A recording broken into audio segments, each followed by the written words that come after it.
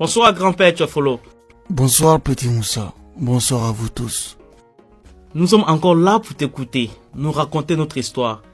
Hier, tu nous as parlé des successeurs de Soundiata Keïta, mais tu n'as pas cité Kankou Moussa. Qui était-il, ce pacha qui a amené tout notre or à la Mecque pour racheter sa seule âme impériale? Tu fais souvent des raccourcis faciles. Fils de Boubakri II, qui le remplaça sur le trône, Kankou Moussa fut un grand bâtisseur, pas seulement un pèlerin. Sous son règne, l'empire du Mali fut connu jusqu'en Europe. C'est pas rien. Mais petit Moussa, commençons par le commencement. L'organisation de l'empire sous le règne de Kankou Moussa, c'est bien ça. Peux-tu nous en parler un peu, grand-père Tchofolo? Oui, à la mort de Boubakri II, dont j'ai parlé la dernière fois, Kankou Moussa ou Massa Moussa monta sur le trône. Il organisa son règne et l'empire. Mais cette organisation n'était pas très différente des autres. L'empire était divisé en provinces dirigées par des gouverneurs, les cantons par les chefs de canton, les villages par les chefs de village. Donc, était-il aussi riche que le Ghana, l'empire du Mali, sous Kankou Moussa? Aussi riche et puissant, Kankou Moussa était le chef suprême de l'armée. Il donnait des ordres aux royaumes vassaux du Mali, qui lui obéissaient et lui payaient des impôts. L'économie de l'empire du Mali, peux-tu nous en parler un peu? Sur quoi était-elle basée exactement? Le Mali était économiquement puissant, comme dans l'empire du Mali. Son économie était basée sur l'exploitation des mines d'or, l'agriculture, le commerce et l'artisanat. Le commerce était devenu si important que le paiement des taxes, appelées impôts, contribuait à la fortification de l'économie. Les commerçants payaient des droits de douane pour l'entrée et la sortie des marchandises. Chaque secteur d'activité, comme aujourd'hui encore, avait son impôt. Mais comment était organisée la société? Comme dans l'empire du Ghana, la société était répartie en 3 classes sociales. Les nobles, les hommes de caste et les esclaves.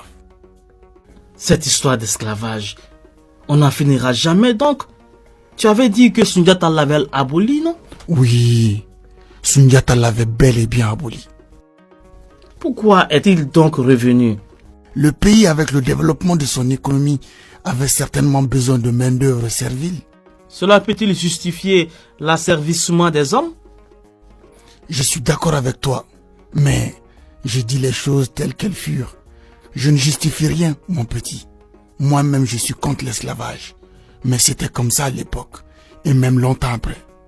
Si on est d'accord, on peut continuer. Bien donc, dans cette société fortement hiérarchisée, seuls les gens de la cour impériale, des nobles, étaient musulmans. Les autres pratiquaient l'animisme. Cette adhésion des puissants de l'Empire à l'islam permit l'essor des villes comme Djenné, Tombouctou et Gao, où se développèrent des grandes écoles et universités comme l'université du Sankouré à Tombouctou. Parle-nous de ce fameux pèlerinage de Kankou Moussa à la Mecque à présent. N'est-ce pas qu'il a contribué à ruiner le pays et à précipiter son déclin? Ce n'est pas aussi simple que ça, petit Moussa. On parlera plus tard des causes du déclin. Pour le moment, parlons du pèlerinage de Massa Kankou. Kankou Moussa effectua donc le pèlerinage de la Mecque en 1325, accompagné de milliers de serviteurs et d'esclaves, avec une caravane de 80 dromadaires transportant chacun entre 50 et 300 livres d'or en poudre. Dans chaque ville traversée, Moussa offre ses richesses. Sa générosité frappa les esprits, si bien que... Ce n'est pas héroïque tout ça.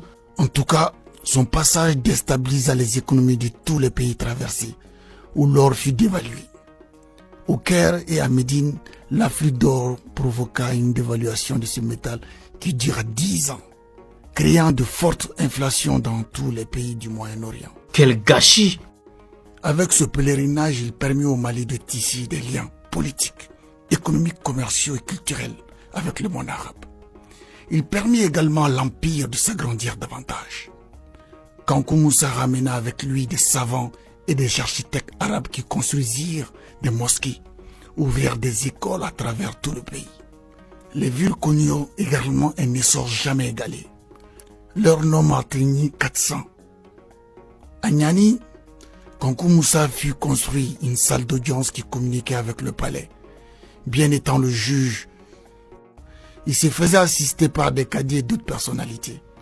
La justice rendue était musulmane ou coutumière. Et donc, combien de temps dura le règne de Kankou Moussa en tout?